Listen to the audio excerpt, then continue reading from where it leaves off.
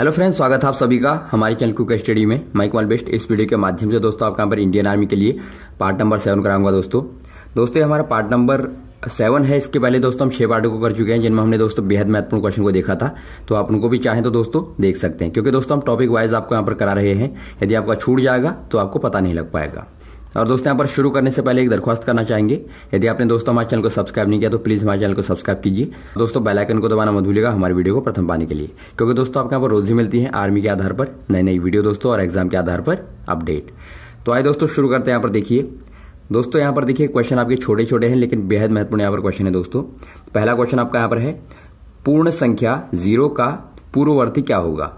दोस्तों हम पिछले वीडियो में आपको बता चुके हैं पूर्ववर्ती का क्या मतलब होता है। पूर्ववर्ती मतलब दोस्तों 0 के पहले आने वाला पूर्णांक।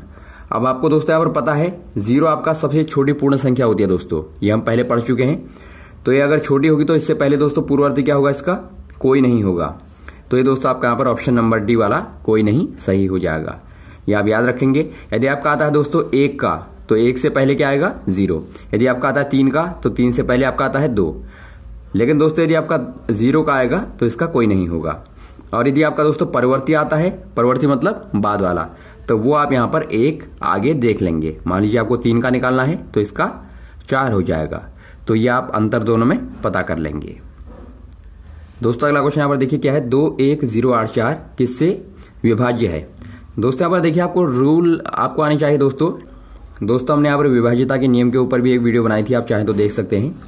दोस्तों यहाँ पर देखिए आप पीछे वाले अंकों को देखेंगे, पीछे आपके यहाँ पर देखते हैं दोस्तों 8 और 4 इकाई और दहाई का देखेंगे। तो यहाँ पर आप देखते हैं दोस्तों इसमें 4 का भाग पूरी तरह जाता है दोस्तों। यदि आपका इनमें 4 का भाग पूरी तरह जाएगा तो इसका मतलब ये संख्या आपकी 4 से विभाज्य है। अब देखिए अगला नंबर आपका दोस्तों 8 है, तो 8 से भी दोस्तों यहाँ पर इसमें पूरी बार भाग जाता है। तो दोस्तों यहाँ पर आपका क्या हो जाएगा, इसका मतलब 8 से भी दोस्तों इसमें पूरी बार भाग जाएगा। तो आपके दोस्तों 2 नंबर आ गए, एक 4 आ गया और दूसरा 8 आ गया। तो यहां पर आपका दिखता है डी वाला 4 और 8 दोनों पूरी बार दोस्तों भाग देंगे। तो यहां पर आपका डी वाला सही हो जाएगा। तो इस तरह दोस्तों आप इनको चेक करते हैं। दोस्तों अगला क्वेश्चन यहां पर देखिए, सबसे छोटी भाज्य संख्या है दोस्तों क्या है। देखिए छोटी आपको पता नहीं दोस्तों, भाज्य। अब देखिए भाज्य का मतलब क्या होता है दोस्तों, भाज्य मतलब दोस्तों वो वाली संख्या जिसमें एक और खुद को छोड़कर दोस्तों किसी अन्य संख्या का भाग जाए, वो दोस्तों आपकी भाज्य कहलाती है। अब इस तरह की क्या होगी दोस्तों, वो आपकी दोस्तों 4 होगी। देखिए 4 से छोटी कोई नहीं होती दोस्तों, क्योंकि यदि आप 4 से यदि आप नीचे जाएंगे तो आपका 2 आएगा। लेकिन 2 में भी आप देखते हैं 1 और 2 के अलावा किसी का भाग नहीं जाता, जो दोस्तों आपका अभाज्य कहलाएगी। आप ध्यान देंगे छोटी अभाज्य संख्या आपकी यहाँ पर यदि आती है दोस्तों, वो आपकी यहाँ पर 2 होती है। यदि आपका भाज्य आती है तो वो आपकी 4 होती है। यहाँ पर बहुत सारे लोग गलती करते हैं, 2 को यहाँ पर लिख देते हैं, तो ये आप याद रखेंगे 4 होती है। दोस्तों अगला क्वेश्चन यहाँ पर देखिए, 2 क्रमांगत विषम संख्याओं का योग डैश से विभक्त होता है। अब दोस्तों ये भी आपका एक महत्वपूर्ण यहाँ पर नियम है। दोस्तों यहाँ पर देखिए क्रमांगत का मतलब आपको पता होना चाहिए। क्रमांगत मतलब दोस्तों आपके जो लगातार आते हैं, मान लीजिए 1 के बाद क्रमांगत होगा 2 के बाद क्रमांगत होगा 3, तो ये दोस्तों आपके क्रमांगत कहलाते हैं। अब देखिए 2 क्रमांगत विषम संख्याओं का योग। अब कोई भी आप पहले ले लीजिए दोस्तों, एक विषम आपकी 1 हो गई, इसके बाद आने वाली कौन सी होगी दोस्तों, क्रमांगत 3 होगी। दोस्तों यहाँ पर देखिए क्रमांगत विषम का मतलब 1 के बाद 3 आएगी, 1 3 5 7, ये दोस्तों आपकी क्रमांगत हैं। यदि आपका केवल प्राकृत संख्याओं का आएगा तो वो क्रमांक दोस्तों 1 2 3 ये आपके प्राकृत में हो जाएगा। तो विषम में आपको बताना है दोस्तों दोनों का योग कितना होगा, 4। ये आपका 4 से पूरी बार विभक्त है। आप हमेशा देखेंगे दोस्तों इनमें कि ये आपके सारे के सारे विषम दोनों का योग करेंगे तो वो आपका 4 से विभक्त पूरी बार होगा। अगला क्वेश्चन देखिए दोस्तों, 3 क्रमांगत संख्याओं का गुणनफल सदैव से विभाज्य होता है। दोस्तों यहाँ पर देखिए 3 क्रमांगत संख्याएं वैसे आपकी आ गई, 1 2 3 क्रमांगत संख्या होगी। अब इनका गुणा करेंगे दोस्तों तो ये आपका यहाँ पर कितना मिलेगा, 6। और वैसे आप 2 3 और 4 को ले लीजिए 4 3 12 दूनी 24। तो ये भी दोस्तों आप देखते हैं 6 24 या अन्य भी लेंगे तो दोस्तों आप देखेंगे कि आपका 6 से दोस्तों पूरी बार विभाज्य होते हैं। तो दोस्तों आपका यहाँ पर ऑप्शन नंबर सी वाला हो जाएगा कि 3 क्रमांगत संख्याओं का गुणनफल हमेशा दोस्तों 6 से पूरी बार विभक्त होता है। ये नियम दोस्तों आपके आएंगे, इनको आप याद रख लेंगे क्योंकि आपके इस तरह के क्वेश्चन आपके पूछे जाते हैं। अगला क्वेश्चन देखिए दोस्तों, रेणु 75 किलोग्राम व 69 किलोग्राम भार वाली 2 खाद की बोरियां खरीदती है। भार के उस बट्टे का अधिकतम मान क्या है? जो दोनों को दोस्तों पूरा माप ले।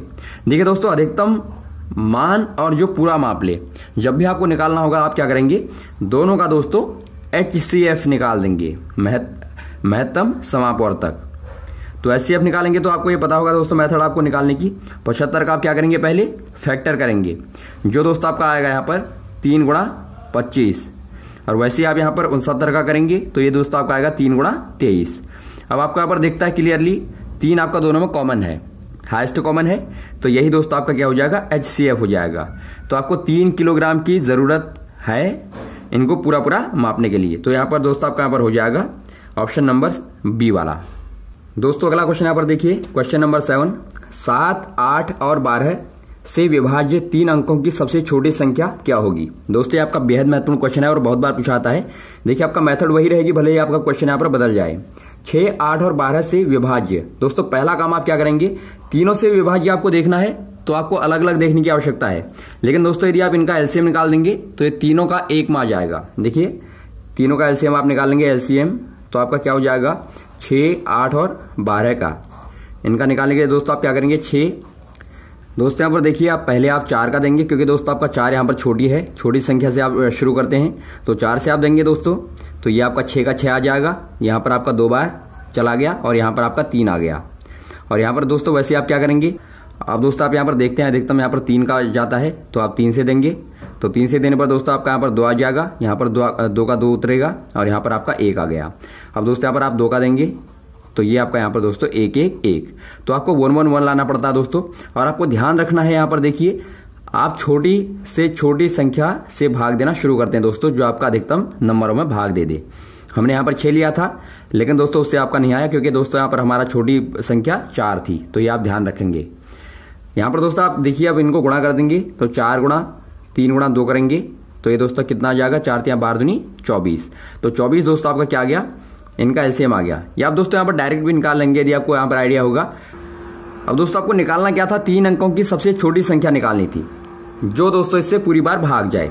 देखिए आपको 3 अंकों की पहले पता होगा 100 आपकी होती है दोस्तों, तो 100 का दोस्तों आप खंड करते हैं।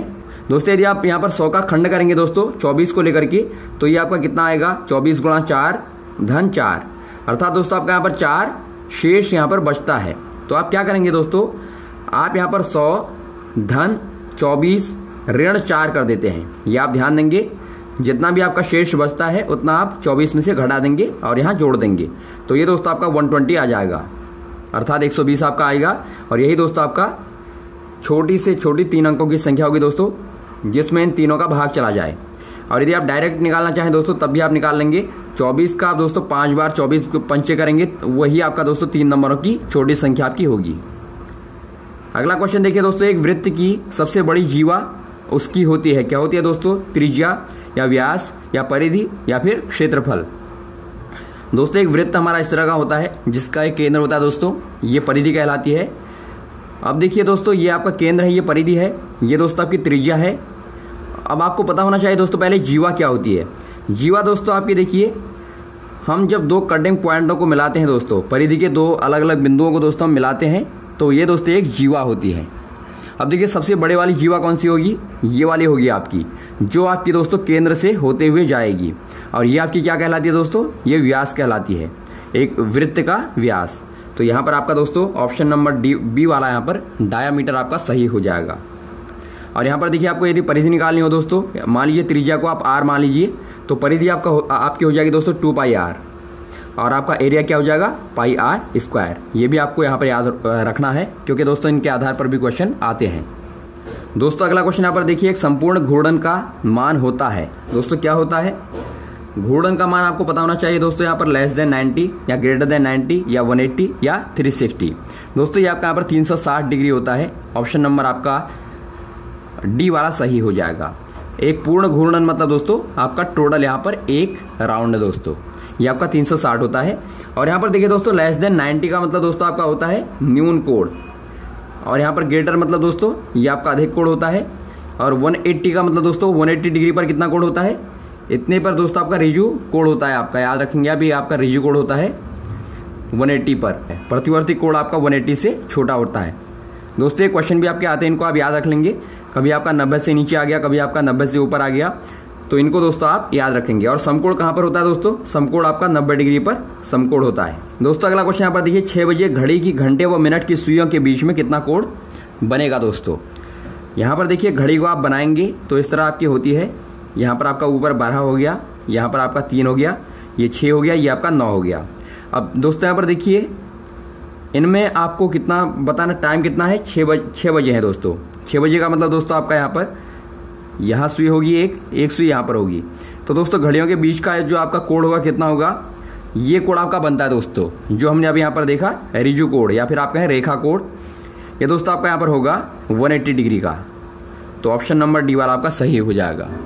और यहाँ पर देखिए दोस्तों इनके बारे में, कोणों के बारे में और जान लीजिए आप घड़ी में। यहाँ पर दोस्तों हम घड़ी को जब बांटते हैं तो ये आपके 4 खंडों में बढ़ते हैं दोस्तों। 4 चतुर्थांश आप कह सकते हैं इनको। ये आपके 90 डिग्री, 90 डिग्री और 90 डिग्री दोस्तों, और ये भी आपका 90 डिग्री। अब देखिए इनको दोबारा यदि आप बांटेंगे तो इनके बीच में 1, 2 आएगा। अर्थात दोस्तों प्रत्येक चतुर्थांश को आप 3 खंडों में दोबारा बांटेंगे तो प्रत्येक खंड दोस्तों आपका 30 डिग्री, फिर 30 डिग्री और फिर यहाँ पर 30 डिग्री का। अब यहाँ पर देखिए प्रत्येक खंड में दोस्तों, इनमें भी छोटों में क्या है? 1, 2, 3, 4, 5 है। अर्थात दोस्तों एक खाने में कितने कोण बनेंगे दोस्तों? 30/5 करेंगे तो आपका दोस्तों 5 6 का 6, तो 6 डिग्री दोस्तों आपका एक खाने में बना। तो इस तरह आपको जितना भी निकालना होगा उन खानों को आप काउंट करके दोस्तों 6 से गुणा कर देंगे तो आपको कोण यहाँ पर मिल जाएगा। क्योंकि दोस्तों आपका यहाँ पर घड़ी के आधार पर क्वेश्चन आते हैं कई क्वेश्चन, तो उनमें आपको कभी कन्फ्यूजन नहीं करना है। तो दोस्तों ये थे आपके बेहद महत्वपूर्ण क्वेश्चन आपने जो यहाँ पर देखे, अलग अलग प्रकार के दोस्तों। इनको आप लगातार तैयार कर लेंगे और इस तरह के क्वेश्चन को हम आपको लगातार बताए जाएंगे दोस्तों।